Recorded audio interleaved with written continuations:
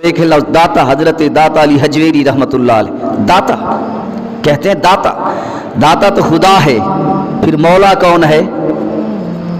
کہتے ہیں داتا تو خدا ہے، پھر ولی کون ہے؟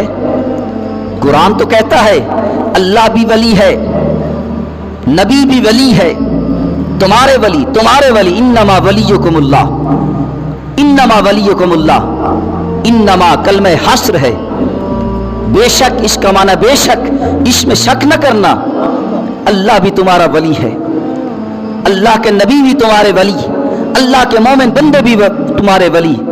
اب لفظ ولی ایک ہے، وہی لفظ ولی ایک خدا کے لیے بھی استعمال ہو رہا ہے، نبی کے لیے بھی استعمال ہو رہا ہے، ولی کے لیے بھی استعمال ہو رہا ہے.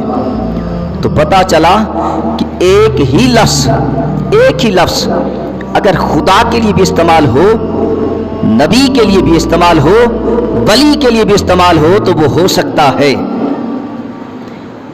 دوسری آیت میں مولا، تو مولا خدا بھی مولا ہے، جبرائیل بھی مولا ہے، وہ صالح المؤمنین، صالح مؤمن بندے بھی مولا ہے. اب لفظ مولا ایک ہے، وہی خدا کے لیے استعمال ہو رہا ہے، وہی جبرائیل کے لیے استعمال ہو رہا ہے، اور وہی نیک بندے صالح کے لیے استعمال ہو رہا ہے. اللہ اکبر. تو اس میں کوئی ایسی حرج والی بات نہیں ہے کہ لفظ ایک خدا کے لیے بھی استعمال ہو، نبی کے لیے بھی ہو، ولی کے لیے بھی ہو، اس میں شک کا کوئی شائبہ نہیں آ سکتا. اس لیے لفظ ایک ہو کر اس کی نسبت خدا کی طرف ہو تو معنی اور ہوگا، اسی ایک لفظ کی نسبت نبی کی طرف ہو تو معنی اور ہوگا، اسی لفظ کی نسبت ولی کی طرف ہو تو مراد اور معنی اور ہوگا.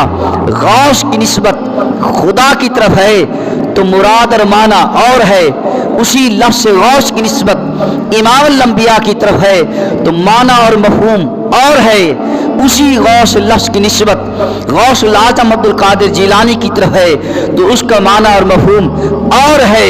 تو اسی طرح لفظ داتا، خدا بھی داتا ہے، نبی بھی داتا ہے، میرے داتا بھی داتا ہے.